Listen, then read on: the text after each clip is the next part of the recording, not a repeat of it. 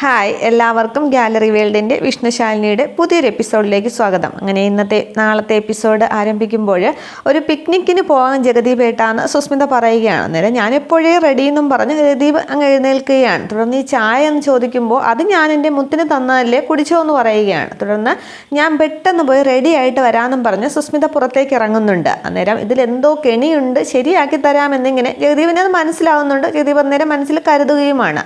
ഇതേസമയം സർലയാണെങ്കിൽ ഉമ്മറത്തിരുന്ന് പേപ്പർ വായിക്കുകയാണ്. കടലാക്രമണം രൂക്ഷമാണ്, പിന്നെ ടൂറിസ്റ്റുകളൊന്നും അങ്ങോട്ടത്തേക്ക് പോകരുത് എന്നൊക്കെയുള്ള വാർത്തകൾ വായിക്കുമ്പോൾ ഇവർ രണ്ടുപേരും കൂടി ഒരുങ്ങി ഇറങ്ങുകയാണ്. അമ്മേ, ഞങ്ങൾ പോയിട്ട് വരാമെന്ന് സുസ്മിത പറയുമ്പോൾ എങ്ങോട്ടാണ് പോകുന്നതെന്ന് ചോദിക്കുന്നുണ്ട്. അന്നേരം വെറുതെ ഒന്ന് പുറത്തേക്ക് ഇറങ്ങാനെന്ന് പറയുമ്പോൾ സുസ്മിതയോട് സർല പറയുകയാണ്, എങ്കിൽ പിന്നെ ബീച്ചിലേക്ക് പോയിട്ട് വാ, അവിടെ വിനോദസഞ്ചാരികൾക്ക് നവീകരണ പ്രവർത്തനങ്ങളൊക്കെ ഉണ്ട്, കാണാനൊക്കെ നല്ല കാഴ്ചകളൊക്കെ ഒരുക്കിയിട്ടുണ്ട് എന്ന് പറയുകയാണ്. അന്നേരം എങ്കിൽ അവിടെ തന്നെ പോകാമെന്ന് പറയുമ്പോൾ ജഗദീപ് അങ്ങ് കാർ എടുക്കാനായിട്ട് പോകുന്നുണ്ട്. തുടർന്ന് സുസ്മിതയോട് പോയിട്ട് വാ എന്നൊക്കെ പറയുകയാണ്. തുടർന്ന് ഡ്രൈവറെ വിളിക്കണമെന്ന് ചോദിക്കുമ്പോൾ വേണ്ട, ജഗദീപേട്ട എടുത്തോളൂ എന്നൊക്കെ പറഞ്ഞ് സുസ്മിത വളരെ സന്തോഷത്തോടു കൂടി തകർത്ത് അഭിനയിച്ച് അങ്ങ് ജഗദീപിൻ്റെ കൂടെ അങ്ങ് പുറപ്പെടുകയാണ്.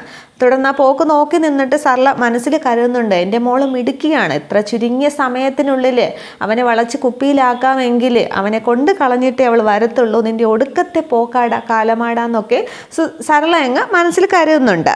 തുടർന്ന് വീണ്ടും സർല അങ്ങനെ പേപ്പർ വായിക്കാനായിട്ട് ഇരിക്കുമ്പോൾ സത്യഭാമ ഫോൺ ചെയ്യുകയാണ്. സരള, എനിക്ക് നിന്നെ ഒന്ന് കാണണമെന്ന് പറയുമ്പോൾ എന്താ ഭാമയെ കാര്യമെന്ന് ചോദിക്കുന്നുണ്ട്. അന്നേരം അതൊക്കെ നേരിട്ട് പറയാമെന്ന് പറയുമ്പോൾ എവിടെ വരണമെന്ന് ചോദിക്കുകയാണ്. തുടർന്ന് സ്ഥലമൊക്കെ ഭാമ പറഞ്ഞു കൊടുക്കുന്നുണ്ട്. തുടർന്ന് ഇരുവരും ഫോൺ വെച്ച ശേഷം വളരെ ഒരു ദേഷ്യഭാവത്തിൽ അങ്ങനെ ഇരിക്കുകയാണ്. തുടർന്ന് സത്യഭാമ പറഞ്ഞ സ്ഥലത്തേക്ക് സർല എത്തുകയാണ്. പക്ഷേ ഭാമയ്ക്കാണെങ്കിൽ ദേഷ്യമൊന്നുമില്ല, സന്തോഷത്തോടു കൂടി തന്നെയാണ് സർലയെ സ്വീകരിക്കുന്നത്. അന്നേരം എന്താ ഭാമയെ ചോദിക്കുമ്പോൾ നമ്മൾ പാർട്ട്നേഴ്സ് അല്ലേ, എപ്പോഴും പരിചയം പുതുക്കണം, വന്ന് കാണണം എന്നൊക്കെ നീ തന്നെയല്ലേ പറഞ്ഞത്, അതുകൊണ്ടൊന്ന് കണ്ടിരിക്കാമെന്ന് കരുതിയെന്ന് പറയുമ്പോൾ നിനക്ക് എപ്പോഴും എൻ്റെ വീട്ടിലേക്ക് എപ്പോൾ വേണമെങ്കിലും വരാം, എന്നെ കാണാമെന്നൊക്കെ പറയുമ്പോൾ ഞാൻ അടിച്ചിറക്കുകയൊന്നും ചെയ്യില്ല എന്നൊക്കെ സർല പറയുമ്പോൾ അടിച്ചിറക്കേണ്ടവരെ അടിച്ചിറക്കുക തന്നെ വേണം, അതാണ് ഈ ഭാമയുടെ രീതി. പിന്നെ നിൻ്റെ വീട്ടിൽ വിരുന്നുകാരും അതിഥികളും ഒക്കെ ആയിട്ടൊരു ബഹളമല്ലേ, അതുകൊണ്ടാണ് ഇവിടെ വെച്ച് കാണാമെന്ന് പറഞ്ഞതെന്ന് പറയുമ്പോൾ സർലയ്ക്കങ്ങ് ദേഷ്യം വരികയാണ്.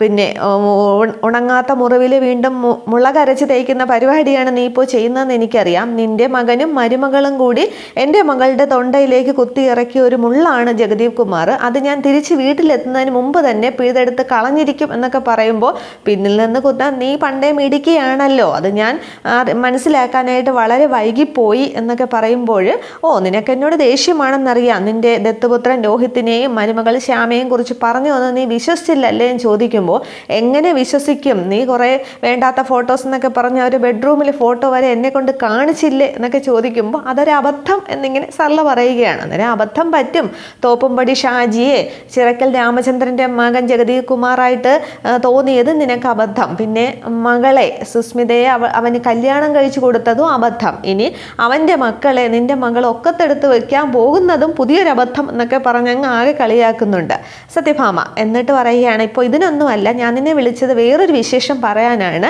എൻ്റെ മരുമകൾ ശാലിനിയുടെ സീമന്തമാണ്, നിന്റെ മകളുടെ കല്യാണത്തിന് ഒരില ചോറ് എനിക്ക് തന്നില്ല, പിന്നെ നിനക്ക് ചടങ്ങിലേക്ക് വന്നാൽ ഒരില ചോറുണ്ടിട്ട് പോകാമെന്ന് പറയുമ്പോൾ സർലയങ്ങ് അന്തം വിട്ട് നിൽക്കുകയാണ്. അന്നേരം മനസ്സിലായില്ലേ, എൻ്റെ മകൻ വിഷ്ണുവിൻ്റെ കുഞ്ഞിനെ ശാലിനി ഗർഭം ധരിച്ചിരിക്കുന്നു എന്ന് പറയുമ്പോൾ സർലയ്ക്ക് അങ്ങ് ആകെ ദേഷ്യമാണ്.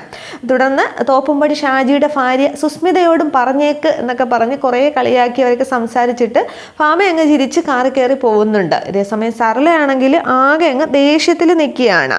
ആ ദേഷ്യത്തിൽ തന്നെ സർല അവിടെ നിന്നങ്ങ് പറയുന്നുണ്ട്, എൻ്റെ മകൾക്ക് തോൽവിയും നിൻ്റെ മകനും മരുമക്കൾക്കും ഒക്കെ അങ്ങ് വിജയവും ഉയർച്ചയും ഒക്കെ ഇത് ഞാൻ സമ്മതിക്കില്ല, എൻ്റെ ഐറ്റിലാകുന്നില്ല, പടം തുടങ്ങാൻ പോകുന്നേ ഉള്ളൂ, ഞാൻ എന്തെന്ന് കാണിച്ചു തരാം എന്നൊക്കെ പറഞ്ഞ് ആകെ ഒരു കത്തി ജ്വലിച്ചൊരു ദേഷ്യഭാവത്തിൽ സർല നിൽക്കുന്നുണ്ട്.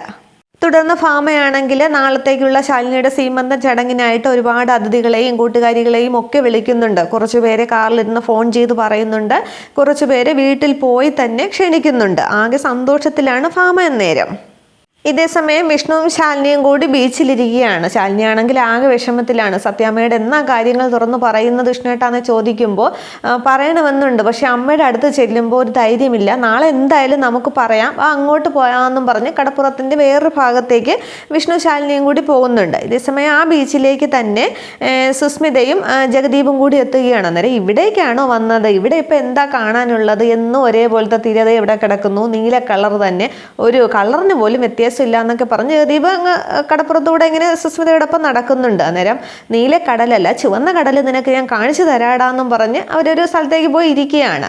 സുസ്മിത മനസ്സിലാണ് കരുതുന്നത്. എന്നിട്ട് പറയുന്നുണ്ട്, നമുക്കിങ്ങനെ എപ്പോഴും വഴക്കടിച്ചും ഒക്കെ കഴിഞ്ഞാൽ മതിയോ, സ്നേഹത്തോടെ കഴിയണ്ടേ എന്നൊക്കെ ചോദിക്കുകയാണ്. തുടർന്ന് സുസ്മിത പറയുന്നുണ്ട്, ഈ കടലിലെ മത്സ്യങ്ങളും ചിപ്പിയും കക്കയും ഒക്കെ അങ്ങ് കാട്ടിലെ മൃഗങ്ങളെല്ലാം കടലിലും ഒക്കെ ആയിരുന്നാൽ എന്ത് രസമായിരുന്നേനെ എന്നൊക്കെ പറഞ്ഞ് സുസ്മിത സംസാരിക്കുകയാണ്. അന്നേരം ജഗദീപ് പറയുകയാണ്, നിർത്ത് ഞാൻ ആലോചിച്ച് നോക്കട്ടെ എന്ന് പറഞ്ഞിട്ട് അത് നല്ലതായിരിക്കും, അപ്പോൾ പിന്നെ മീൻ പിടിക്കാനായിട്ട് വലയുമായിട്ട് മുക്കുവന്മാർക്ക് കാട്ടിൽ പോയാൽ മതിയല്ലോ.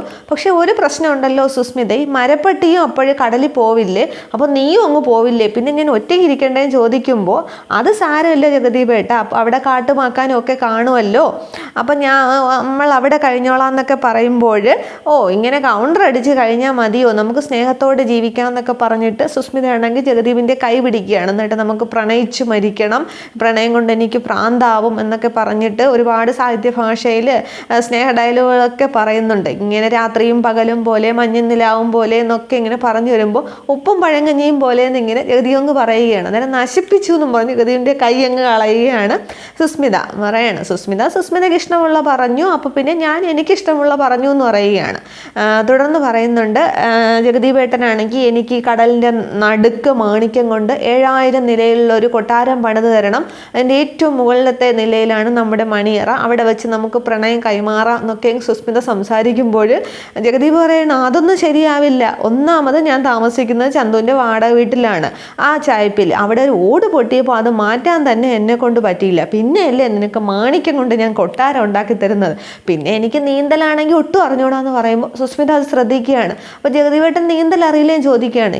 എനിക്ക് നീന്തലൊന്നും അറിയില്ല, പിന്നെ ഈ ജെന്നിയുടെ അസ്തു കൊണ്ടെന്ന് പറയുമ്പോൾ മനസ്സിലായില്ല എന്ന് പറയുകയാണ്. അത് ഈ ഫിക്സ് എന്ന് പറയുകയാണ്.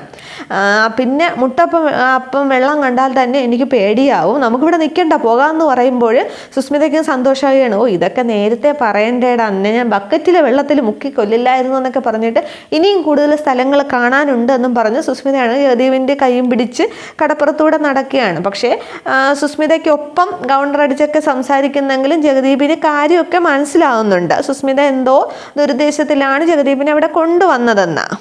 ഇതുവരെ കാണാത്ത കാഴ്ചകൾ നിനക്ക് ഞാൻ കാണിച്ചു തരാമടാ, കടലിൻ്റെ അടിത്തട്ട് ഞാൻ കാണിച്ചു തരും, രോഹിത്തിനേക്കാൾ ഭയാനകമായ അവസ്ഥയായിരിക്കും നിനക്ക് വരാൻ പോകുന്നത് എന്നൊക്കെ മനസ്സിൽ ചിന്തിച്ചുകൊണ്ട് ജഗദീപിൻ്റെ കൈയും പിടിച്ചാണ് നടക്കുന്നത്. പക്ഷേ ജഗദീപാണെങ്കിൽ ചുറ്റുമൊക്കെ ശ്രദ്ധിക്കുന്നുണ്ട്, നല്ല ബോധ്യത്തോടു കൂടിയാണ് സുസ്മിതയോടൊപ്പം നടക്കുന്നത്. ഇതേസമയം ഭാമയാണെങ്കിൽ വിഷ്ണുവിനെ ഫോൺ ചെയ്യുകയാണ്. എവിടെയാണെന്ന് ചോദിക്കുമ്പോൾ ഞങ്ങൾ കടപ്പുറത്താണെന്ന് പറയുന്നുണ്ട്. അന്നേരം ഞങ്ങളെന്ന് പറയുമ്പോൾ ശാലിനി ഉണ്ടോ എന്ന് ചോദിക്കുകയാണ്. അന്നേരം ഈ സമയത്ത് കറക്കമൊന്നും വേണ്ട എന്നൊക്കെ പറയുമ്പോൾ ശാലിനി പറഞ്ഞിട്ടാണ് എന്ന് വിഷ്ണു പറയുന്നുണ്ട്. അന്നേരം വീട്ടിനകത്ത് അടച്ചിരിക്കുന്നതിനേക്കാളും പുറത്തൊക്കെ പോകുന്നത് നല്ലത് തന്നെയാണ് എന്ന് പറഞ്ഞിട്ട് ഇപ്പോൾ വിളിച്ചത് അതിനൊന്നുമല്ല, ഞാൻ ജോത്സ്യനെ കണ്ടിരുന്നു, അപ്പോൾ നാളെ വിശേഷപ്പെട്ട ദിവസമാണ്, അതുകൊണ്ട് സീമന്തം നാളത്തേക്ക് നിശ്ചയിച്ചു എന്ന് പറയുകയാണ്. അന്നേരം വിഷ്ണു എല്ലാം തലവിലേക്ക് സമ്മതിച്ചിട്ട് ആർക്കാ സീമന്തം എന്ന് ചോദിക്കുകയാണ്. അന്നേരം സത്യഭാമ ദേഷ്യപ്പെടുകയാണ്. എടാ പൊട്ട, നിന്റെ ഭാര്യ ശാലിനിക്ക് എന്ന് പറയുമ്പോൾ വിഷ്ണു അങ്ങ് അന്തം വിട്ട് ശാലിനിക്കോ എന്നിങ്ങനെ ചോദിക്കുകയാണ്. അന്നേരം അടുത്തിരിക്കുന്ന ശാലിനി എന്താന്നൊക്കെ ചോദിക്കുന്നുണ്ട്. തുടർന്ന് നിങ്ങളോടായിരുന്നു ആദ്യം പറയേണ്ടിയിരുന്നത്, ഞാനതങ്ങ് വിട്ടുപോയി, ഞാൻ മറ്റുള്ള എല്ലാവരെയും വിളിച്ചിട്ടുണ്ട്, ബാക്കി ചടങ്ങുകളൊക്കെ നീ നോക്കിക്കൊള്ളണം, ഇനി ഒരുപാട് പേരെ ക്ഷണിക്കാനുണ്ട്, ഞാൻ വെക്കുകയാണെന്ന് പറഞ്ഞ് ഭാമ എങ്ങും ഫോൺ വയ്ക്കുന്നുണ്ട്. ഇങ്ങനെയും ഒരു പൊട്ടൻ എന്നൊക്കെ പറഞ്ഞ് ഭാമ കാറിലിരുന്ന് ചിന്തിക്കുകയാണ്. അതേസമയം വിഷ്ണു ആണെങ്കിൽ ആകെ അങ്കലാപ്പിലാണ്. അന്നേരം ശാലിനി എന്താന്ന് ചോദിക്കുമ്പോൾ തൻ്റെ സീമന്തം നാളത്തേക്ക് നിശ്ചയിച്ചു എന്ന് പറയുമ്പോൾ ശാലിനിയും അങ്ങ് ഗന്ധം വിട്ട് നിൽക്കുന്നു. ഇത്രയുമാണ് പുതിയ എപ്പിസോഡ്. Okay, thank you.